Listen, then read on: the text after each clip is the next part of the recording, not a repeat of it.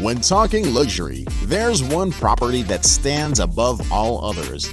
The epitome of wealth and expression for the truly rich and lucrative. Is it a 9-acre mansion, private jets with their own airstrip? Not even close. Talk about that fantastical feeling of relaxing under the summer sun with a pina colada on hand and the warm sea breeze brushing against your bare body. Did you guess it? Owning your very own private island may be beyond your wildest dreams and budget, but this is perhaps the penultimate show of the rich and wealthy. However, while a private island is already a pricey asset, it just gets way more expensive than that. So what is it really like to own a private island? What's the real-world cost? And is having your own private island really worth it? Let's find out. Naturally, buying an island is the first great expense of owning one. And while you're already thinking of building a massive golf course or a huge mansion in your ocean-encircled abode, it all begins with choosing the perfect spot to build your groundwork on. With that said, the price of an island can greatly differ depending on where it is and what it has to offer. Take this 60-acre lagoon property in Toledo district of Belize, Central America. A calm and pristine jungle land enveloping an emerald lagoon rich in mangrove and marine life. The property is mostly pine forest savannas and surrounded by thousands of acres of the Payne Creek National Park.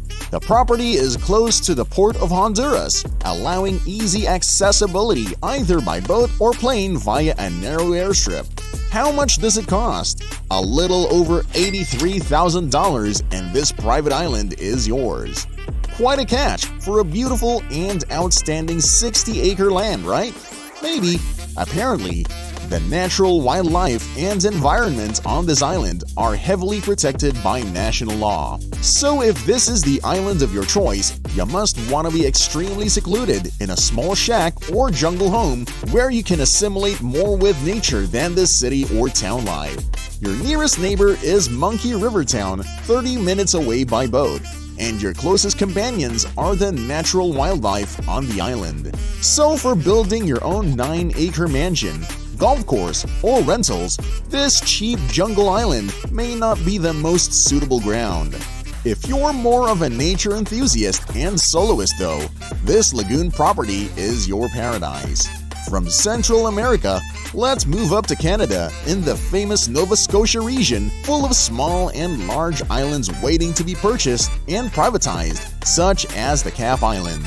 A 26-acre narrow island with lush trees and a beautiful serene bay where you can build an overlooking house for a seasonal resort. It has a 1.5-mile stretch of shoreline with a very welcoming climate influenced by the Gulf Stream. An ocean-front abode has been slightly developed over the years and costs around $167,000, a fairly cheap price for a decent island. Easily accessible from the city of Halifax for 2 hours and 25 minutes from the nearest small town of Sheet Harbor. However, since it's a seasonal resort, you only get to enjoy the summer and spring months in your private island, as the freezing cold temperatures during the winter make living and getting supplies extremely difficult. However, when we say island, you're probably not thinking of cold, bitter, and secluded places, but rather sandy summer beaches with palm trees, tropical drinks, and people wearing flip-flops for casual and formal attire.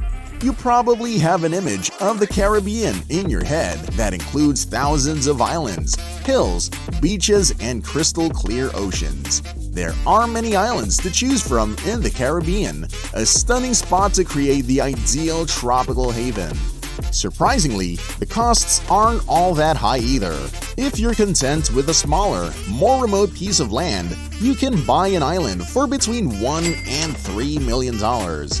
However, if you're looking for a larger island in one of the Caribbean's more sought-after locations, the cost can range from $30 to $100 million. The Exumas, the Abaco Islands, and the Berry Islands are a few of the well-known island chains.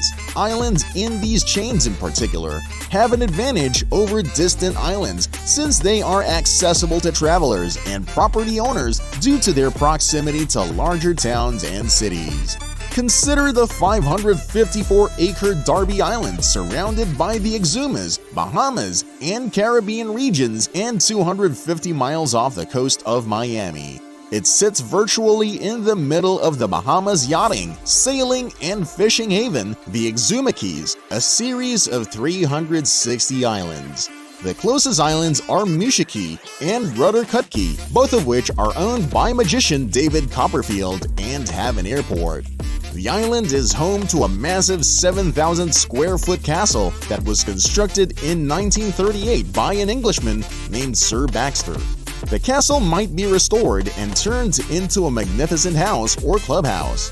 There is an analysis of a suggested development plan accessible.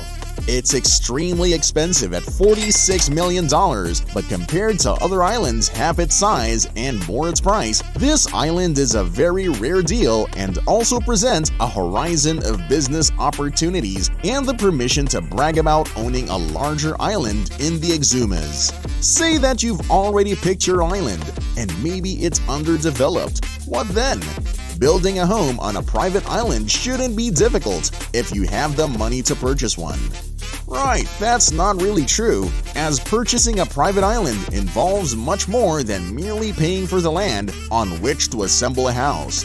To begin with, you must ascertain whether construction is even permitted on the island. For example, the Caribbean has strict building regulations due to the region's fragile ecosystem.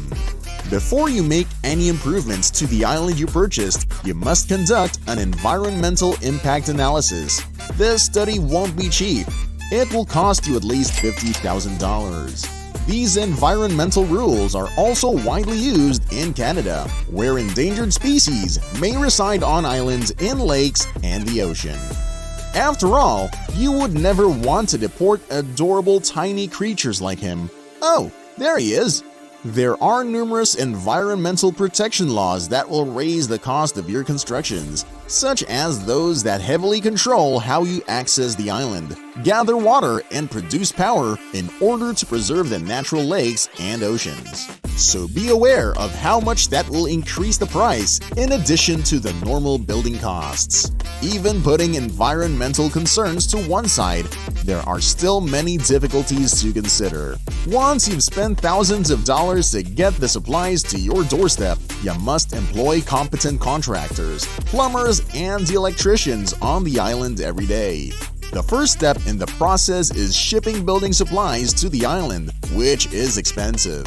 In addition to the building supplies, you'll also need to get heavy building machinery on the island, which requires specialized boats. Due to all the extra expenses and environmental concerns included in developing an uninhabited island, an already developed island is the better choice for the rich and wealthy, which may be still expensive, but not as nerve-wracking and pocket-draining as underdeveloped ones, such as Frozen Key. A pristine island with powdery white beaches and turquoise waters features a large 4,145 square foot guest house with 6 bedrooms and 6 bathrooms, a sizable fully furnished kitchen, 2 walk-in pantries, laundry room, office, and plenty of storage.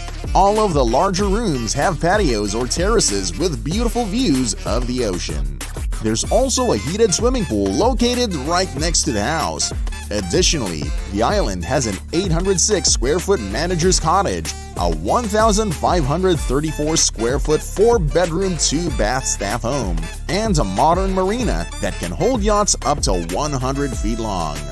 The island has complete utility and communication systems, a service and support facilities with 2 diesel generators, fuel tanks, freshwater production equipment, and water cisterns, making it self-sufficient. Excellent water skiing, fishing, windsurfing, and swimming. Sounds great, but then comes another expensive dilemma innate in every property: maintenance costs. However, the income that such well-developed islands provide is more than enough to pay for its maintenance costs, and would surely reward you with a successful return of investment so long as they're managed right. But money aside, it's already too rewarding to have the luxury of sipping wine while standing and walking on a peaceful island that is yours. So tell us, is it worth owning your own private island? What would you call your own island then? If you enjoyed this video, please give us a like and subscribe to the channel for more awesome and educational videos.